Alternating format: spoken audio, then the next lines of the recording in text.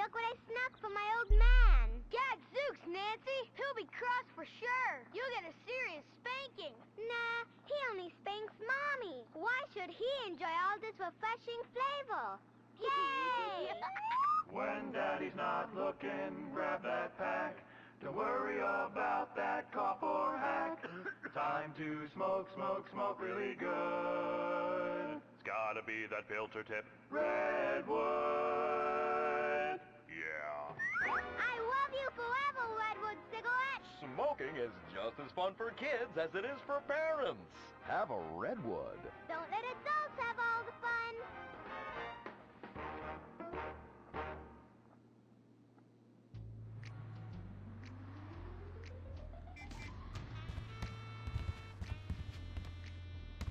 What?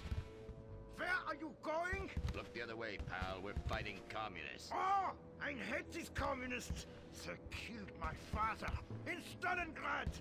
Look in the writer's room. I hear the filthy socialists often meet there. Oh, Gordon, I'm scared. Shut up. You'll blow our cover. Oh, I'm sorry, Gordon. Estrogen makes me weak-minded. Let's not waste time. We haven't got a moment to lose on dull exposition or silly plot points. I want to go straight to the boss of this place. Vinewood is full of harlots and charlatans and socialist scum, and I want to know who is pulling the strings.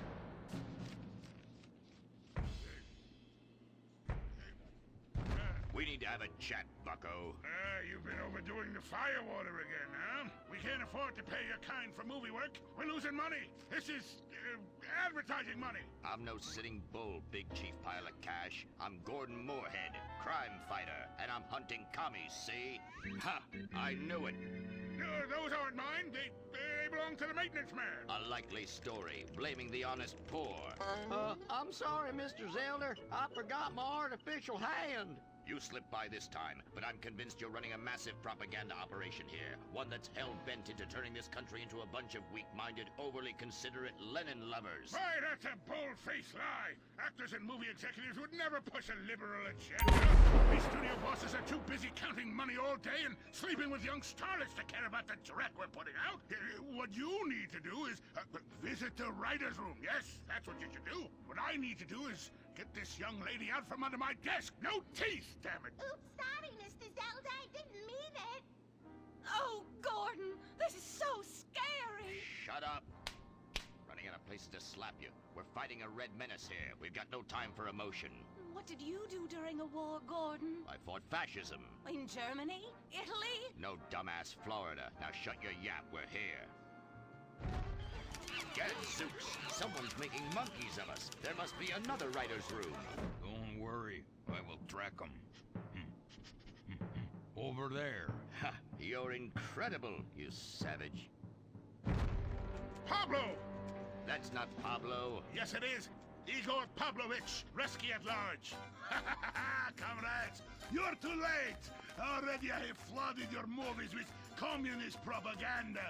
Your workers will, they'll rise up, unionize, demand ridiculous wages, and then all American industry will fail and move to communist China. It's good plan, no?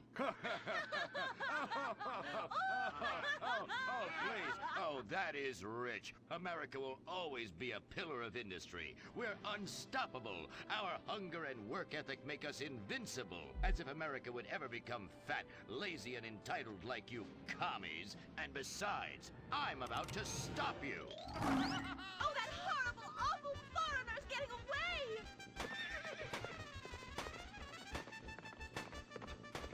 Get him, Gordon! No, bye-bye, comrades.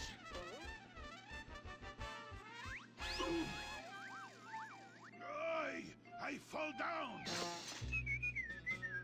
Pablo! Hola, Senor Moorhead. Hola, Miss Momstein. Oh, Pablo, where have you been? I stopped for siesta and to have burrito. Such a cunning people. They nap half the day and mix the same 4 ingredients and give it 20 different names. Oh, can I get a chimichanga? Gordon, I bring you a present. But Pablo, Friendly's no longer a sponsor of this show. Sí, but this is old script, muy viejo. Well, in that case, give me a Redwood, buy me a starter home, and stand the hell back. These people are about to be put on the cutting room floor.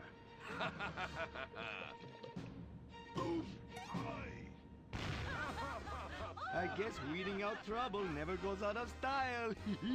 How, muchacho? And I guess I would like a redwood.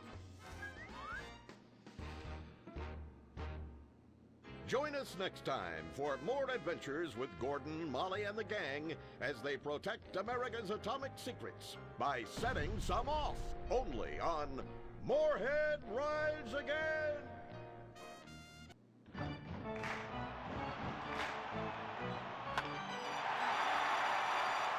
Pablo Rebazar makes $28 million a year. Dwayne Aller makes $35 million a year. You make $10 an hour. Failure this deep calls for a deep, slow-brewed beer. Lager, the official beer of American baseball. These guys are at the top of their game. You're at the bottom. Relive your glory days. Have a lager. Bored? Stupid? How about a fulfilling career as a stunt double? To break into Vinewood, you just might have to break through a windshield. Cunning Stunt Academy is San Andreas' oldest accredited stunt school.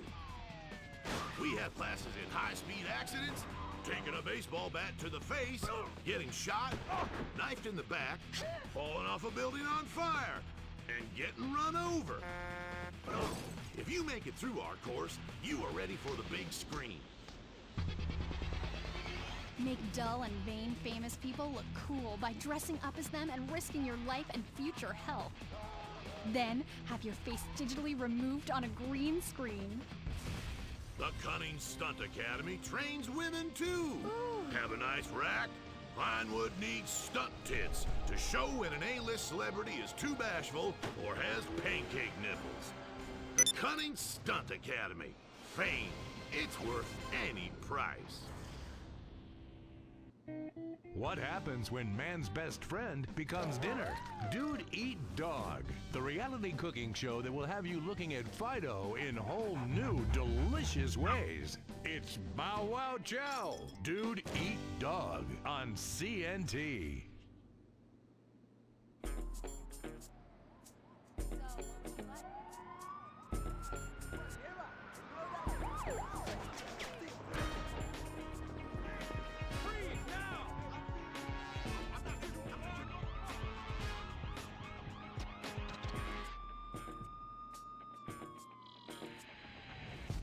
Welcome to Los Santos, the city of celluloid, sin, and cellulite removal.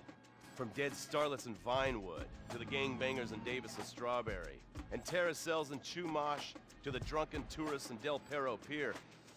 It's time to take a look inside this cesspit of destroyed dreams, drug-addled degenerates, and deluded desperados that make up this great city of lights. Hi. I'm decorated FIB agent Stephen Haynes. The FIB, the police department, and the sheriff's office are fighting a war out here every day in a city where dreams too often become wet with tears.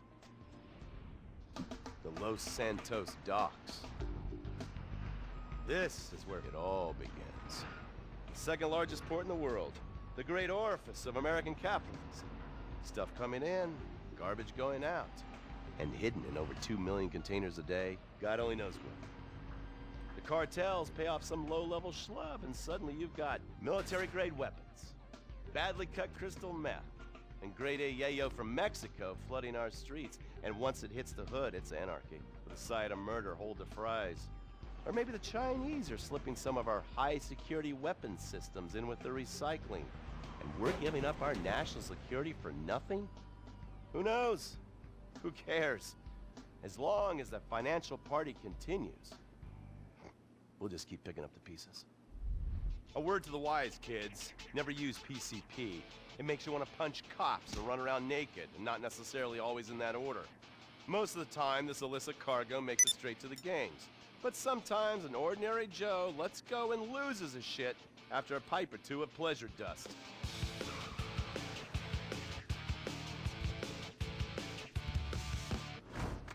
The Vagos, Bloodthirsty Chicanos with a predilection for pain, papaya juice, and spicy plantains. They're one of the largest Mexican street gangs in the city, with rumored connections to several major mafias. While half the battle out here is fought with guns, the other half is with informants. Sometimes you need to become the bad guys to bust the bad guys. All right, guys, let's go.